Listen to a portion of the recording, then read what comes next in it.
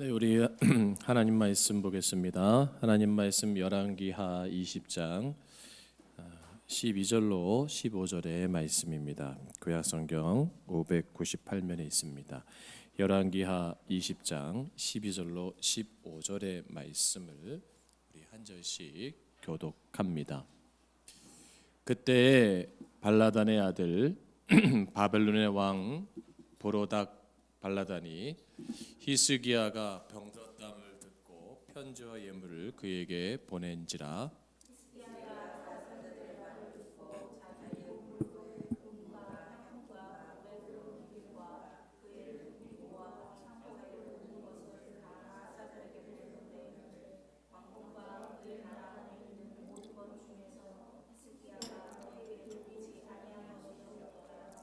선지자 이사야가 히스기야 왕에게 나와 그에게 이르되 이 사람들이 무슨 말을 하였으며 어디서부터 왕에게 왔나이까? 히스기야가 이르되 먼 지방 바벨론에서 왔나이다 하니 이사야가 이르되 그들이 왕궁에서 무엇을 보았나이까 하니 히스기야가 대답하되 내 궁에 있는 것을 그들이 다 보았나니 나의 창고에서 하나도 보이지 아니한 것이 없나이다 하더라. 아멘. 할렐루야. 네, 우리 약자분들에게 인사하겠습니다. 사랑합니다. 축복합니다. 인사하겠습니다. 온라인으로 예배드리는 사랑의 소망의 성도들도 주의 이름으로 사랑하며 축복합니다. 오늘 말씀 지속적 형통을 누리려면 이라는 말씀으로 함께 이 시간 은혜를 저는 스포츠를 좋아하는데 할 줄은 잘 모르고 보는 걸 좋아합니다. 근데 특별히 이 야구를 보게 되면 대타 선수가 있어요. 그러니까 상대편 투수에 따라서 감독이 이제 분위기를 반전시키기 위해서 또 기회를 잡을 때 요 선수를 통해서 한번 역전의 발판을 삼겠다 했을 때 내세운 타자가 대타입니다. 근데 그 선수가 정말 감독이 원하는 대로 멋지게 홈런을 치거나 안타를 치면 스타가 될 수 있어요. 또 축구를 보게 되면 하프타임에 마지막 후반전 이제 얼마 남지 않은 시간에 1분이나 2분 남겨놓은 사이에 교차돼서 들어가는 선수들이 있어요. 딱 1분 뛰는 거예요. 근데 이 선수들은 그 팀에서 가장 어린 선수나 어떤 큰 대회를 경험시키려고 투입되는 선수입니다. 이렇게 후반전에 1, 2분 남겨놓고 투입돼서 뛰었던 선수가 아주 유명해진 축구 선수가 있어요. 우리나라에 누구죠? 이동국이라는 선수가 있어요. 오늘 은퇴식을 한다고 합니다. 근데 이동국 선수가 79년생이거든요. 그러니까 우리나라 나이로 한 42세 되는데 1998년 포항 스틸러스에 19세 나이로 입단을 해서 그해 프랑스 월드컵 때 네덜란드와의 경기에서 1분인가 2분을 남겨놓고 교체 투입된 다음에 그 멋진 터닝 슛을 날렸던 그 모습이 떠오르잖아요. 근데 그 선수는 2000년 월드컵도 못 갔어요.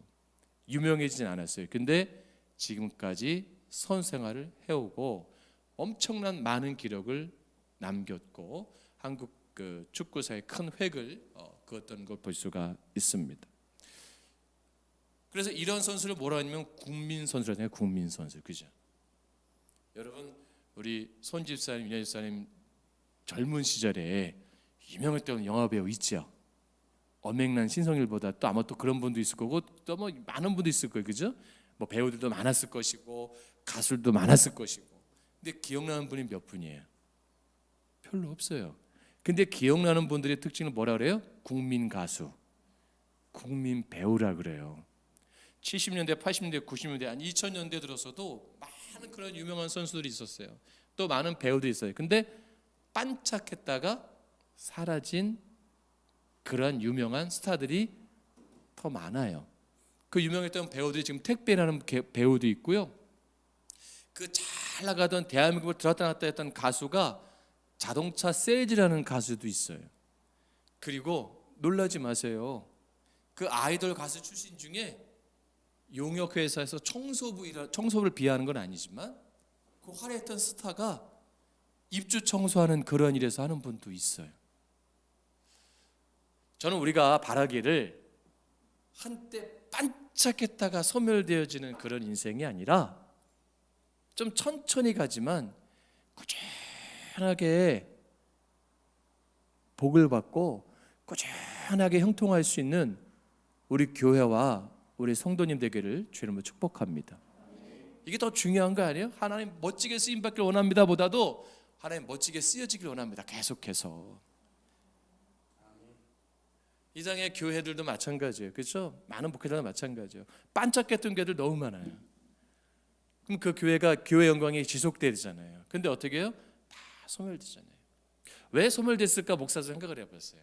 그것은 뭐냐면 형통을 누리지 못했구나. 형통을 누리지 못했구나. 성경에도 보면 잠시 쓰임 받고 반짝했던 사람이 등장하고 하나님과 형통함으로 지속적으로 쓰임 받고 복이 된 인생이 기록되어 있어요. 잠깐 반짝 쓰임 받고 스타가 된 대표적 인물이 성경에서 보면 누구라 표현하시냐면 사울 왕을 들을 수 있어요.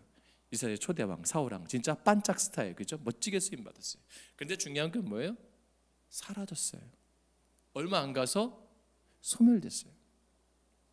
그러면 지속적으로 형통의 복으로 정말 국민 배우처럼 국민 가수처럼 끝까지 회자되고 있는 성경 인물이 있어요. 그게 누구라고 표현할 수 있냐면 바로 다니엘이다라고 표현할 수가 있죠. 왜냐하면 다니엘은 60년 이상 4명의 왕에 걸쳐서 그 나라의 중직자로 정말 많은 선한 영향력을 끼치는 인생이 됐어요. 60년을 쓰임받는다, 이게 쉬운 게 아니잖아요. 우리나라는 정치인들이 너무 잘 바뀌어요. 그렇지 않습니까? 좀 이런 면에 있어서 만약에 이제 진영을 떠나서 만약에 경제부든 국토부든 각 분야가 있잖아요. 그렇죠? 그런 분야의 전문가가 올바른 그러한 마음을 가지고 정치하는 분 있으면 20년, 30년 정치하면요 좋아질 거예요. 근데 우리는 그냥 길어봐야 3년, 2년. 그러니까 어떻게 해요? 자꾸 정책의 온선이 오는 거예요. 그러니까 어떻게 해야 돼요? 이건희 얼마 회장님 돌아가셨는데 그 유명한 말 있잖아요. 정치가 사류라고. 한국은 정치가 사류다. 그 표현을 왜 했을까? 그리고 이 기업이 끝까지 살아남으려면 생존 살아남으면 어떻게 해야 되는가를 고민한 거죠. 그래서 인재를 영입했고, 그래서 한 명의 천재가 20만 명을 먹일 수 있다는 유명한 말도 했고, 인재도 영입하고 그다음에 또 0.6초 안에 소비자의 마음을 사로잡지 못하면 그 후에 기업은 망한다. 그러니까 굉장히 앞서갔던 그런. 그래서 이런 삼성이나 여러 가지 기업들이 지속적으로 다음 세대까지 승승장구하려면 무엇이 필요한가 고민했던 거죠. 믿지 않는 분도 그렇게 표현을 해요. 그러면 중요한 게 있어요. 우리는 하나님의 사람이잖아요, 그렇죠? 하나님의 사람으로서 계속해서 형통의 복을 받길 원한다. 그럼 우리가 어떻게 해야 되는가? 이 질문에 쓰게 되잖아요. 자, 이것이 오늘 본문에서 잘 표현하고 있는 거예요. 그래서 저는 여러분들의 가문이, 여러분의 인생이 나 때 반짝했다 소멸되는 것이 아니라 가면 갈수록 창대해져지는 복 있는 가문과 복 있는 인생 되기를 주의 이름으로 다시 한번 축복드립니다. 그러면 이거예요. 중요한 게 있어요. 원리가 첫 번째 뭐예요? 영적 긴장성을 늦추지 말라는 거예요. 성경을 보게 되면 다니엘의 특징이 뭐냐면 영적인 긴장성을 늦추지 않은 거예요. 사울 왕이 왜 망했어요? 영적인 긴장이 있었는데 시간이 지나서 어떻게 돼요? 영적인 긴장성이 무너진 거예요. 스타들도 그 선수들도 반짝할 때는 긴장성이 있어요. 근데 어느 순간에 거기에 취해서 운동도 게을리하게 되고 자기의 관리도 게을리하게 되고 자기가 있어야 될 것을 소홀히 할 때 어떻게 해요? 무너진다는 거예요. 목회도 마찬가지예요. 그 긴장성을 늦춰가지고 많은 추문에 추풍 낙엽처럼 떨어져가는 많은 목회자들, 많은 성도를 이스라엘 가운데 보게 됩니다. 왜 일본의 그 유명한 소니 회사 그런 기업들이 왜 소멸되어 가죠? 긴장성을 늦춘 거예요. 긴장성을. 잘 배울 때 그것이 더 계속 지속될 거라고 생각한 거예요. 그리고 디지털로 전환되는 그 전자시대 가운데 그들은 아날로그 방식을 고수한 거예요. 아직까지는 그 시대가 아니다 가지고 그것을 그냥 조금 늦춘 사이에 후발주자인 삼성에게 추격을 당하고 이제는 완전히 뭐예요? 존재감이 사라진 회사가 됐죠. 그러니까 우리가 하나님 앞에서 지속적 형통을 누리기 위해서는 반드시 필요한 게 뭐냐? 첫 번째로 영적인 긴장성을 늦추면 안 된다. 여러분 12절 말씀 보세요. 본문에. 이게 참 중요한 말씀이에요. 12절 첫 번째 단어가 뭡니까? 그때에. 그렇죠? 그때에. 자, 이게 무슨 때예요? 아수르 왕이 18만 5천 명의 군대를 동원해서 이스라엘을 포위했습니다. 그런데 하나님의 사자의 역사로 말미암아 다 성장이 되었고 그 왕도 죽게 됩니다. 전쟁에서 뭐예요? 승리한 후라는 거야. 전쟁에서 승리한 후 그때에. 또 죽을 병에 걸렸다가 기도하게 되자 일령표가 10도로 물러가는 기적과 함께 치료와 회복의 역사가 일어나는 후를 말하는 거예요. 그때에. 이때에 바벨론 국가에서 위로 및 축하차 사신들을 보냅니다. 바벨론은 전부터 아수르의 통치를 받고 있었어요. 독립의 기회를 호시탐탐 노리고 있었습니다. 유다 왕이 병이 치료됐다는 소식을 듣고 문병차 사신을 보내었지만 실은 히스기야 왕과 군사 동맹을 맺고 아수르와 대결하는 의도가 깔려 있는 거예요. 이스라엘이 가지고 있는 히스기야 왕이 가지고 있는 재정 자원과 군사력에 대한 정보를 알고 싶고 도움을 받고 싶었던 거예요. 이걸 노출하면 돼, 안 돼요? 안 되는 거예요. 지금도 마찬가지예요. 적국가 있을 때 절대로 그 자기 나라의 제국간의 상태, 재정 상태와 이 군 상태를 노출하면 안 됩니다. 근데 예전에 고 노무현 대통령이 북한에 갔을 때 김정일에게 이게 다 노출시켰잖아요. 작게 505 이 군사작전을 그래가지고 난리가 한번 난 적이 있었는데, 왜냐하면 아무리 가까운 국가 간에 뭐예요? 비밀이 존재해야 되거든요. 근데 중요한 게 뭐예요? 지금 히스기야도 뭐예요? 다 노출시켜 버려요. 다 노출시켜 버렸어요. 바벨론에게. 그러니까 어떻게 해야 돼요? 노출하면 좋을 줄 알았는데 전혀 예상하지 못한 일이 벌어졌어요. 바벨론은 계획을 바뀌어서 오히려 뭐예요? 유다를 정복해 버리려고 그래요. 이제 유다와 하친을 유다를 이용해서 아수르를 공격하는데 아예 그냥 뺏으면 되겠구나. 이걸 뺏으면 그들이 가지고 있는 전쟁 물자나 재정이나 이런 것들, 무기나 군인들을 우리 거 하면 뭐예요? 쉽게 아수르를 더 뭐예요? 침공할 수 있고 이길 수가 있겠구나. 이게 전혀 생각하지 못한 일들이 벌어지게 된 거예요. 왜 이렇게 된 거예요? 문제가 무엇입니까? 여러분, 히스기야 왕은 많은 은혜를 받았어요. 그죠? 생명도 연장되어지고 그 아수르 왕이 18만 5천 명의 군대를 동원해서 이스라엘 포위했을 때 하나님의 사제의 역사로 그들이 다 소멸되고 그 전쟁에서 승리하게 만드신 그 경험한 왕이에요. 그때 그 긴장성, 자기가 죽음을 앞에 벽에 대고 편벽 기도할 때 그 예를 들어서 그렇게 눈물 기도할 때 마음, 애통했던 마음, 그 긴장했던 마음이 뭐예요? 얼마 안 가서 사라진 거예요. 볶는 눅듯이 스르륵 사라진 거예요. 영적인 민감성과 긴장성을 놓쳐버렸습니다. 그러니까 뭐예요? 바벨론에 가지고 있는 뭘 잃어버린 거예요? 의도성, 목적성, 분별하지 못한 거예요. 여러분, 사기꾼들이요 얼마나 고단수로 사기치는지 아세요?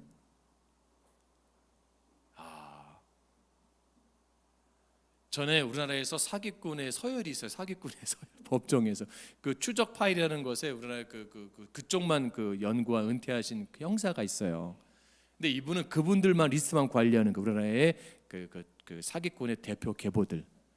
근데 지금도 최고의 사기꾼이 누구냐면 대검 특수부장을 사칭해 가지고 실제 현직 검사를 데리고 다녔던 사람이야.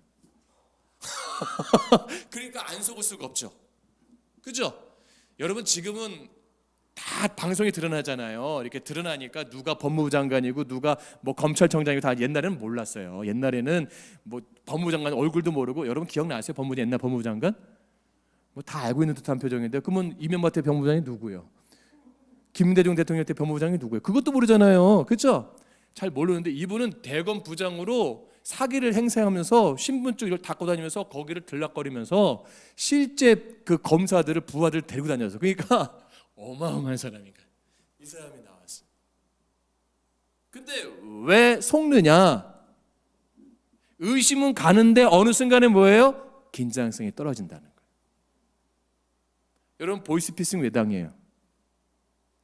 여기 있는 분들, 지금 다 앉아 있는 분들은 목사님 전 절대 안 걸립니다. 전 절대 보이스피싱 안 걸립니다. 몰라요? 당했던 분도 있는지. 듣다 보면 긴장성이 떨어져요. 보다 보면 긴장성이 떨어져요. 여러분 하와가 왜 뱀의 사단의 속임에 넘어가요? 듣다 보니까 긴장성이 떨어져요. 그리고 속삭임에 보다 보니까 떨어져요. 유혹에 넘어가기 쉬워요. 이겁니다. 영적으로 게을러집니다. 영적으로 나태해집니다. 영적으로 긴장성을 놓쳐버리게 됩니다. 그 순간에 뭐가 돼요? 하나님의 영이 뭐예요? 깨지는 거예요. 사달의 영이 들어오는 거예요. 미혹의 영이 들어오는 거예요. 거짓의 영이 틈을 타고 들어오는 거예요. 사무엘서를 여러분 크게 나누면 1장부터 10장으로 보고요. 그리고 11장부터 24장으로 나눠지게 되잖아요.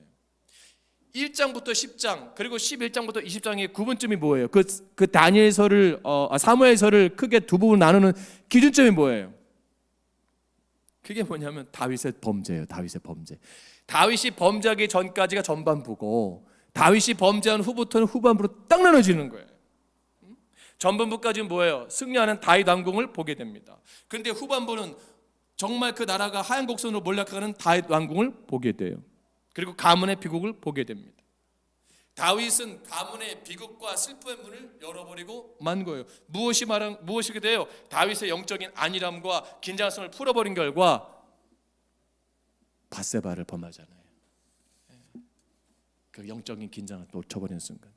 저는 코로나가 장기되면서 한국교회 성도들이 다른 것보다도 영적 긴장성이 늦춰지지 않기를 다시 한번 권면드립니다. 할렐루야. 여러분 집에 물건들도요, 이게 문에 있는 것도 삐그덕거리면 나살 쪼여야 돼요. 그렇죠? 쪼이면 탁 타잖아요. 마찬가지, 우리가 느슨한 게 있으면 쪼여야 됩니다. 우리가 잘 아는 말이 있어요. 도전과 응전이라는 말을 사용했던 세계적인 역사가 토인비가 자주 쓰던 말이에요. 과거에는 북쪽 바다에서 청어잡이를 하는 어부들의 가장 큰 관심사가 뭐냐면, 어떻게 하면 이 청어를 싱싱하게 살아있는 상태로 북해도로 먼 거리에 있는 런던까지 갈 수 있는가, 이 고민을 해요. 지금은 뭐 배들이 워낙 좋으니까 신선도를 유지해서 가잖아요. 그렇죠? 바로바로 그 잡은 배에서 가공도 하고 다 되는데, 그 옛날엔 뭐예요? 이게 어려운 거예요. 바다를 건너가려면 얼음도 많은 시대가 아니고, 이 싱싱함 유지하는 게 상당히 어려운 거, 다 죽는 거예요. 그러니까 오면은, 그러니까 값을 못 받아요. 제값을 못 받는 거예요. 그래서 어부들이 가서 열심히 청어를 잡지만 영국에 들어오면 다 죽으니까 완전히 헐값인 거예요. 아예 그냥 값도 못 받는 거예요. 그런데 어느 한 어부만이 언제나 북해에서 잡은 청어들을 싱싱한 채로 가지고 와서 런던에서 큰 돈을 버는 거예요. 아니 저 사람은 왜 이렇게 청어를 안 죽이고 싱싱하게 잡아올 수 있을까? 다른 어부들이 너무너무 궁금한 거예요. 근데 절대로 말을 안 해줘요. 비밀이 있을 거 아니에요. 그 절대 대답을 안 해줘요. 그러자 어느 날 많은 어부들이 그에게 술을 진탕 먹였어요. 진탕 먹이고 즐겁게 해줬어요. 막 기분을 좋게 해줬어요. 기분을 좋게 한 다음에, 야 비밀이 뭐야, 비밀이 뭐니까, 이 절대 말해주지 않던 어부가 말을 한 거예요. 뭐냐면, 난 거기다가 잡아놓는 이 박스 통에다가 청어가 한 50마리 들어가면 거기에 메기 한 마리를 넣는다. 그러는 거예요. 메기 한 마리를 집어넣는다는 거예요. 그러니까 아니 그러면 그 배를 오는 시간에 그 큰 메기가 그 청어들을 다 잡아먹을 텐데 어떻게 넣냐고 그러는 거예요. 메기가 청어를 잡아먹나 봐요. 그러니까 그 어부가 뭐랬냐면 메기가 그 50마리 그 한 통에 있는 그 청어를 어떻게 다 먹을 수 있게 기껏 해봐야 5마리밖에 못 먹는다고. 그 메기가 다 먹을 것 같으면 기껏 해야 3마리 5마리밖에 못 먹는다고. 나머지는 뭐예요? 40마리 뭐예요? 45마리 뭐예요? 살아서 온다는 거예요. 왜? 그 메기에게 안 죽으려고 헤엄친다는 거예요. 계속 몸부림친다는 거예요. 그 몸부림치 어디까지요? 영까지 온다는 거예요.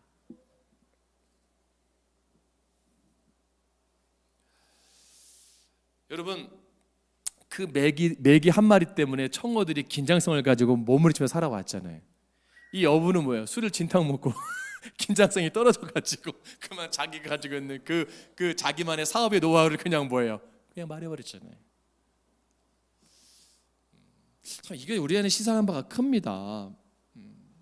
마찬가지로요. 베드로 사도도 분명히 말씀했어요. 베드로전서 4장 7절 말씀에 만물의 마지막이 가까웠으니 그러므로 너희는 정신을 뭐예요?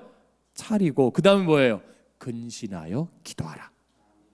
정신만 차리면 안 되는 거예요. 우리 정신 차리잖아요. 얼마인가 무너진다니까. 그러면 정신하는 걸 지키려면 어떻게 해요? 기도해야죠. 기도의 끈을 놓치면 안 되죠. 기도의 끈을 놓치는 순간 영적으로 게을러지는 거예요. 히스기야 왕이 기도의 순간 놓친 거예요. 바벨론이 그렇게 왔을 때 기도하면서 이것을 문제를 접근했어야 되는데 그만 너무나 쉽게 생각한 거예요. 그리고 아부하는 말에 뭐예요? 기분이 좋아진 거예요. 그 보이는 뇌물에 마음이 풀어진 거예요. 그러니까 지금도 똑같아요. 우리가 여기는 목사도 무너진 거 쉬운 거예요. 뭐예요? 아부하는 말 계속 듣잖아요. 그럼 나 무너져. 거기다 막 돈 막 금덩어리 막 금두껍이 한 3마리 써보세요. 저 안 무너질 것 같아요? 예쁜 젊은 미모의 아가씨가 막 야리야리 해가지고 그냥 금덩어리 다 어머 목사님 전 돌부처가 아닙니다. 아니 근데 제가 영적 긴장성이 있고 무장되어 있다면 그걸 이길 수가 있어요. 이게 비밀인 거예요. 그런데 중요한 게 있습니다. 나 하나 무너지는 건 괜찮아요. 나 하나 무너지는 거는. 근데 아담과 하와의 무너짐으로 뭐예요? 영원히 죄의 결과에서 벗어나지 못하잖아요. 다윗이 그 우리 안에 밧세바를 범했을 때에 결국 뭐예요? 그 후대가 계속 고통받는 인생이 되잖아요. 가문이. 그 히스기야가 그것을 잘 했으면 괜찮은데 그것을 못했을 때 뭐예요? 결국 또다시 그 다음에 내 후대들이 뭐예요? 고통받는 거예요. 목회를 내가 이 교회를 잘 해야 됩니다. 그래야 뭐예요? 다음에 목회자들, 다음에 또 성도들이, 직분자들이 더 뭐예요? 행복하게 예수 믿게 돼요. 할렐루야. 우리 그걸 경험하잖아요. 거기서 그냥 그 실수로 실패하면 끝나는 게 아니란 말이에요. 이게 영적인 긴장성의 늦춤, 이 결과가 얼마나 큰 파급 효과를 갖고 오느냐 이겁니다. 특별히 위정자들, 리더십자들은 정말 긴장해야 됩니다. 이거를 놓치는 순간요, 그 후대는요 헤어나올 수가 없어요. 그러니까 내가 영적으로 정말 깨어 있고 영적으로 잘 긴장했을 때 나만 사는 것이 아니라 내 자녀도 살고 내 후대도 살 수 있다. 여러분 이것을 갖고 사셔야 돼요. 두 번째로 뭐예요? 내 안에는 아직도 완벽하지 않은 것을 인정해야 돼. 이게 뭐냐면 내 안에 영적인 면역성이 아직도 잘 되어 있지 않음을 우리는 솔직히 고백해야 돼. 그게 뭐예요? 연약함이에요. 연약함. 사단은요 연약함을 가지고 틈을 타고 들어오거든요. 그 연약함 가운데 아까도 말씀드렸지만 중요한 게 뭐가 있어요? 자 보세요. 히스기야 왕에게 여러 나라 사람들과 특별히 바벨론 사자들로부터 엄청난 예물을 받는 거예요. 그리고 자기에게 막 경배를 하는 거예요. 그러니까 자기도 모르게 어떻게 돼요? 그런 존재인 줄 아는 거야. 그러면서 어떻게 돼요? 자신이 가지고 있는 힘, 자신이 가지고 있는 권세를 과시하는 거예요. 그리고 보물 창고뿐 아니라 왕의 재물을 넣어두는 창고와 전국의 소유를 그들이 바벨론에게 뭐예요? 쫙 보여줘요. 무기고까지 다 보여줘요. 여러분 13절 말씀 보세요. 13절 말씀 보세요. 같이 봉답합니다. 시작.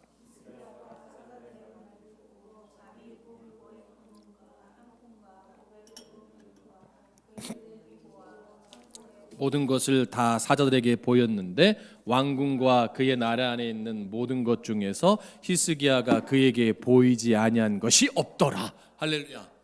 이제 뭐 아주 그냥 그 행복감이 취한 거예요. 이게 왜 보여줬을까요? 나 이렇게 위대한 왕이라는 거예요. 나 이렇게 능력이 있다는 거예요. 이 히스기야 왕을 보면 북한의 김씨 왕조하고 똑같아. 김일성이 생전에, 김정은이 생전에 이제 외국에 수상부터 받는 그 선물들이 있어요. 그 국가에서 우리나라도 받잖아요, 다. 근데 그거를 왕궁실 모양 탁 전시해 놓은 게 있어요. 그럼 백성들은 진짜 임금 신인 줄 알아. 김정은도 똑같이 하잖아요, 그죠? 무기들 막 보이잖아요, 그죠? 막 허세를 막 보이잖아요. 다 보여주는 거야, 다. 우리 이렇게 살고 있다고. 교만한 거죠. 그리고 주변은 뭐예요? 당신 이 시대의 뭐 민족의 태양이고 지도자고 위대하고 어떻고 높여주는 거예요. 그럼 자기도 그런 줄 알아요. 목사님이 최고입니다. 목사님이 최고입니다. 당신 같은 주의 종이 없습니다. 신령합니다. 뭐 은혜가 충만합니다. 말씀의 영역이 충만합니다. 죽은 영을 사랑합니다. 막 그러면 진짜 그런 목사인 줄 알아요. 그러니까 다 관심만 있는 거예요. 다 관심만. 그 쓴소리하면 뭐예요? 불편한 거예요. 제거해버리는 거예요. 그 이시 왕조가 망했잖아요. 저는 북한의 왕조도 얼마 못 간다고 봐요. 분명히 망합니다. 그 나라는. 왜? 역사가 교훈하고 있잖아요. 똑같은 거예요. 보세요. 그러니까 중요한 건 뭐예요? 이제 어떻게 이제 그 히스기야가 이제 이렇게 되냐면, 여러분 15절 말씀 보세요. 15절 말씀 강조되는 단어가 있어요. 강조되는 단어가 같이 봉독합니다. 시작.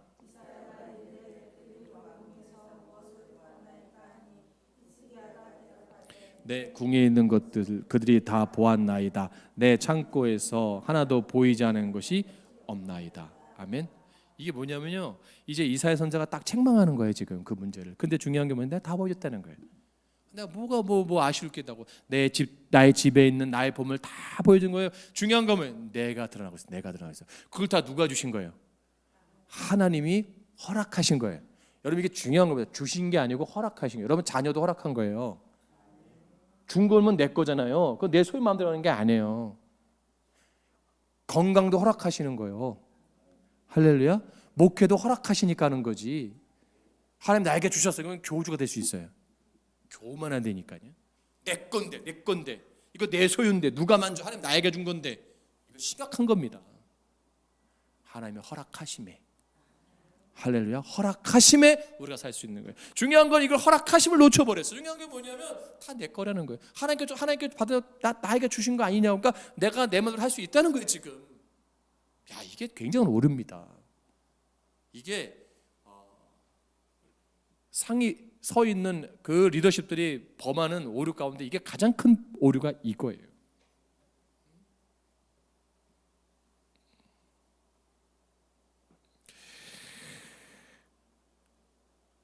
여러분, 하나님의 은혜를 잃어버리는 순간 중요한 게 뭔지 아세요? 하나님의 존재를 잃어버리는 거예요. 그리고 내 능력, 내 경험, 내가 가지고 있는 것들, 힘, 그런 것들로 되어진 줄로 착각하는 거예요.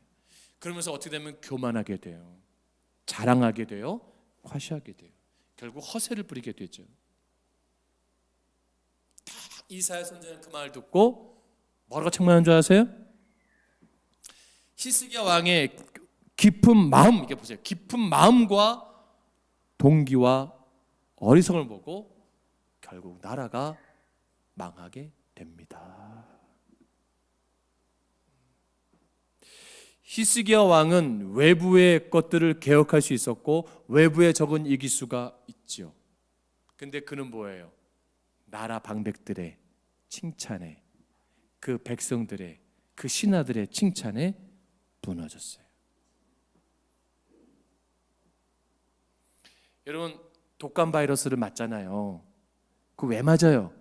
면역력이 생기라고, 그죠? 면역력이 생기라고 그 균을 조금 넣는 거예요. 물론 그런 걸 넣어서 이기게 하잖아요. 항체가 생겨서 바이러스를 이기게 하잖아요. 근데 C.S. 루이스가 이렇게 말했어요. 사람에게 면역력이 생기지 않는 부위가 딱 하나 있대. 어딜까요? 맞춤 제가 짜장면 쏘겠습니다. 어딜까요? 마음이래요. 참 잘 정의하지 않았습니까? 마음은 어떠한 면역에 관한 주사를 놓고 약을 먹어도 안 듣는데. 불교에서는 심상이 중요하다고 하는데, 근데 그곳에 유일하게 먹히는 게 있대. 마음에. 그 C.S. 루이스가 뭐냐면 그 마음에 뭘 넣으면 되냐? 칭찬, 인정. 그거를 계속 던지면 그 마음이 부풀어온대. 뭐래요? 교만함으로. 그리고 자기 스스로 착각하게 된대. 그리고 스스로 넘어지게 된대요. 너무 잘 정리했어요. 사람은 어느 순간에 교만해지지 않습니다. 그렇죠? 어느 순간에 확 갑자기 막 교만해지지 않아요. 무엇을 체험하고 기적을 경험하고 응답을 받고 어떤 신비한 일을 경험하게 되면요, 특별한 존재라고 생각이 되어지는 거예요. 하나님의 음성을 막 듣고 환상을 보고 그러면 자기도 모르게 뭐예요? 자기를 자랑하게 돼요. 그럼 여러분 오해하지 마세요. 목사님, 저 하나님 음성이 안 들려요. 여러분 감사하셔야 돼. 하나님 다 듣고 계시는 거예요. 그 왜 침묵하실까요? 내가 교만해질까 봐. 할렐루야. 하나님 왜 안 보여주실까요? 교만해질까 봐. 그 교만함으로 하나님을 떠날까 봐. 여러분 그렇게 생각 안 드세요? 신비주의하는 분들 보세요. 신비주의, 은사주의하는 분들 처음에 참 순수했어요. 근데 어느 순간부터 자기만 특별한 존재인 거예요. 그러지 않은 사람들은 뭐예요? 다 형편없는 거야. 다 수준 떨어지는 거예요. 한때는 한국 교회 80년대 90년대 방언이 막 뜨거울 때 목회자 가운데 방언 못하면 목사가 아니라고까지도 이렇게 이제 논했던 시대가 있었어요. 방언을 못하면 좋은 목사님 아닙니까? 아니잖아요. 그렇죠? 방언 잘하는데 성격 더러우면 더 나쁜 거지 그게. 아니 안 그래요 여러분? 자기가 어떤 예를 들면 그런 거예요. 어떤 기도 모임 환상을 본대. 근데 어떻게 해요? 사람들 참 힘들게 해. 여러분 어느 게 나아요? 환상을 안 보고 사람들 편하게 주는 게 더 나을 것 같아요. 하나님의 은혜를 경험하게 되면 삶의 자리가 다르게 느껴져요. 그럴 때 우리가 어떻게 그 자리에서 어떻게 하는가, 이게 중요한 거예요. 절대 교만하면 안 됩니다. 아멘. 자기가 특별한 존재 생각하면 안 돼요. 할렐루야. 히스기야가 놓친 게 그겁니다.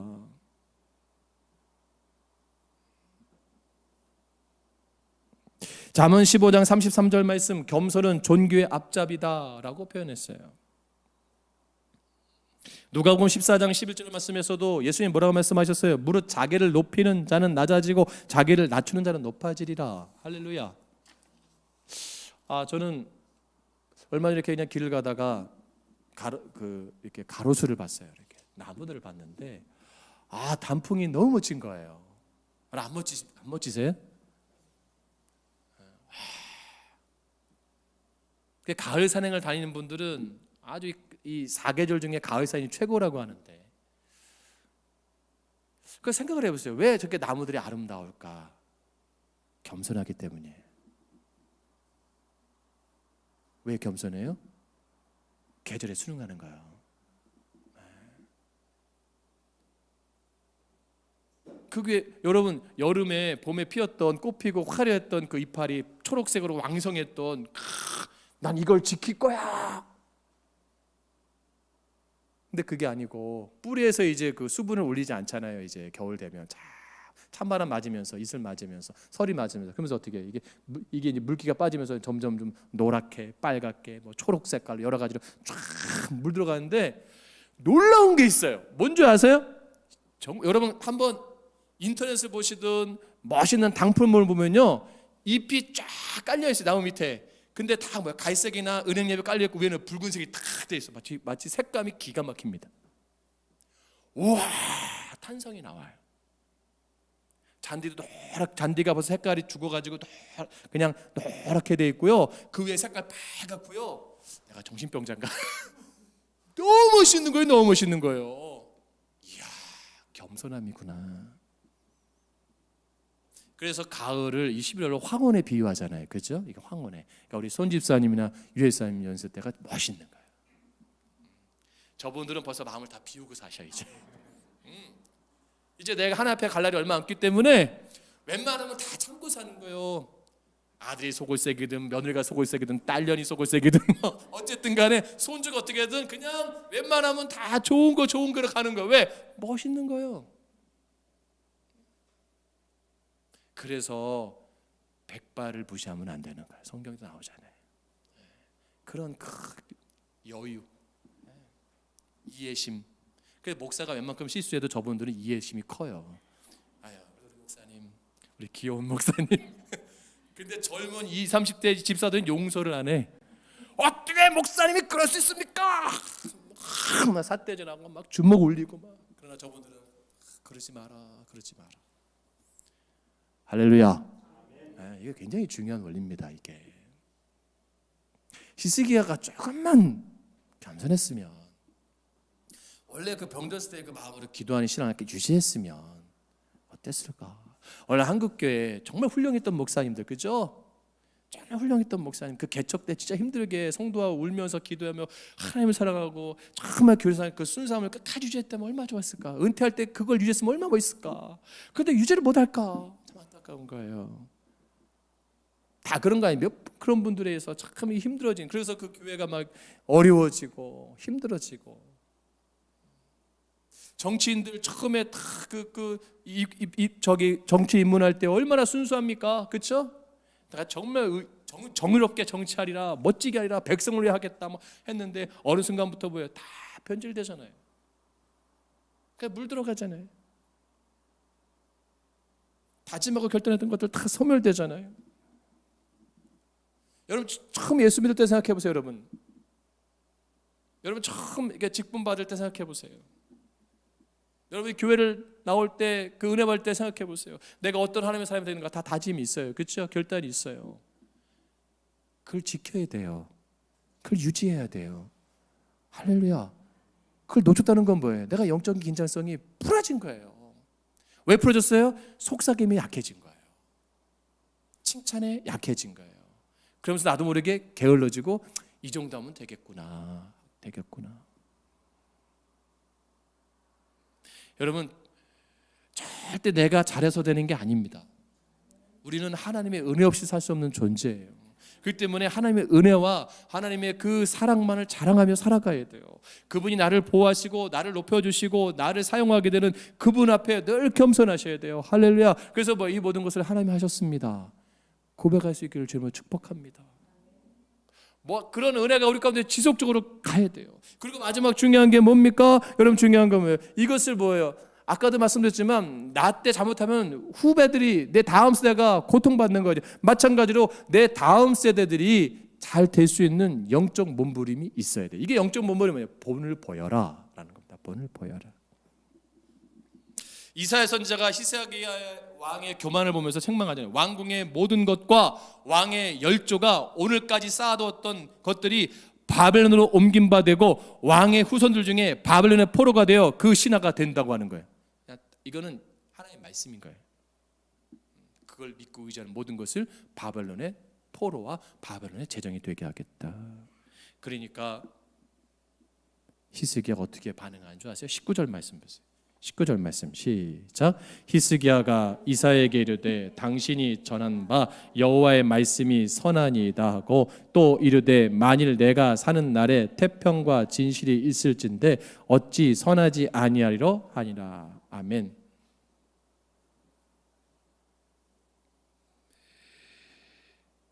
이 표현이 뭔지 아세요?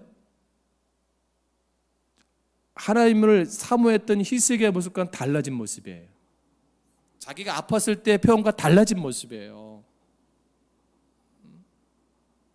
나라가 아수르의 침략으로 위경에 처했을 때 그는 성전에 나가서 간절하게 기도했던 사람이에요. 역대하 32장 20절 말씀 보면 이러므로 히스기야 왕이 아모스의 아들 선지자 이사야를 더불어 하늘 향해 부르짖어 기도했다. 그럼 이사야 선지자가 기대한 게 뭘까요? 다시 나랑 기도하자. 하나님 일깨우지 않냐. 근데 지금 기도한다는 얘기 안 하고 뭐예요? 그저 변명을 해버리잖아요. 변명. 이 영적 긴장성도 주는 게 이런 거예요. 여러분 문제가 있으면 그냥 기도하세요.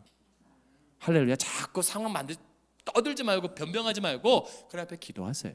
이걸 요구하시는 거예요, 우리가. 자신의 생명이 오가는 병에 걸릴 때 면벽 기도를 할 때 하나님께 눈물로 매달렸어요. 그죠? 그 기다렸던 그 기도 10분의 1만 해봤어요. 해보세요. 그 하나님이 바벨론에게 망하게 하겠어요? 아닙니다. 긴장성이 주어진 거예요. 그리고 그 다음 세대가 포로 다 끌려간대. 자기 자녀들이 모두 후손들이. 여러분 내 자녀와 후손들이 적국에 포로가 끌려가는 걸 여러분 생각해 보세요. 잠이 와요? 그거 내가 죽는 것도 더한 기도 제목 아니에요? 근데 뭐요? 긴장성이 없으니까 심각하게 들리지 않는 거예요. 여러분 역사는 반복됩니다. 이게 중요한 겁니다. 우리나라가 긴장하지 않으면요 언제든지 일본에게 침략당할 수 있고요, 또 제2의 6.25를 경험할 수 있고요, 중국이나 미국한테 나라를 뺏길 수도 있어요. 진짜입니다. 이 기업들 정신 차리지 않으면요, 위정들 정신 차리면 나라 망합니다. 여러분 아니세요? 우리 인정하잖아요.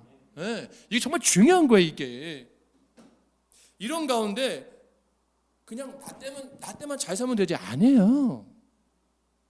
정말 좋은 리더십들, 좋은 분들은 내 후세대들을 위해서 노력하는 거예요. 그걸 바라보는 거예요.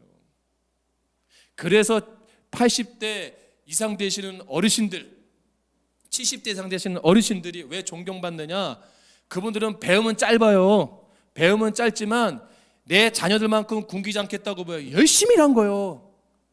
독일의 광부로, 간호사로, 월남전 파병으로, 또 지금 60대 이상 되신 분들 다 방직 공장으로 일 가서 하루 12시간, 24시간씩 그 좁은 공간에서 그 재봉틀에서 일하고, 산업 현장에서 그 옛날 말로 공순이라는 말을 들어가면서도 그 동생들, 그 부모 학비 벌어가면서 가르쳐갖고 일하라 이렇게 된 거예요. 여러분 그냥 된 게 아닙니다. 그 한 세대가 그 피와 땀의 수고, 왜 자기 때는 헌신을 하는, 그래야 다음이 뭐야? 잘 살 수 있으니까.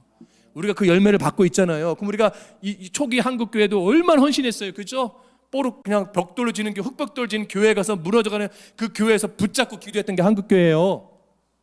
여의도 순복음교회 조 목사님 그러잖아요. 개척했을 때 천막 쳐놓고 그냥 그 진흙으로 단을 쌓고 사과개짜 딱 올려놓고 성경 놨더니 한 명이 들어왔대. 한 명의 아주머니가 들어왔더니 자기도 거지인데 여긴 더하다고. 아이고 그 목사나 나나 똑같다고. 그랬던 교회가 지금 세계적 교회 아닙니까? 근데 그 권사님의 아들 세 분이 다 변호사가 되고 의사가 돼요. 그 스토리가 있어요. 그래서 그 조목사님 붕괴 다닐 때마다 그 분이 앞에 앉아서 한복 입고 간증 주인공 앉아 있잖아요. 헌신하는 거예요. 그냥 되는 게 아니에요. 정말 기도하고 사랑하고 헌신하고. 할렐루야. 나만 잘 된다는 마음 버리세요. 그러니까 돈 갖고 도망가는 거예요. 나만 잘 되면 되는 거예요. 정치인들 보세요. 나만 잘 되면 되는 거예요. 뭐 다음 거 고민 안 해요. 목회자 나만 잘 되면 끝나는 거예요. 다음 교회 뭐 목회자 어떻게 할 거 신경 안 써요. 그럼 어떻게 해요? 망하는 겁니다. 이거 참 히스기야처럼 절대 변명하지 마세요. 문제가 있으면, 드러났으면, 들켰으면 철저하게 회개하시고, 할렐루야, 하나님을 붙잡기를 죄물어 축복합니다. 그래야 가정도 살고 교회도 살고 국가도 삽니다. 기도하겠습니다.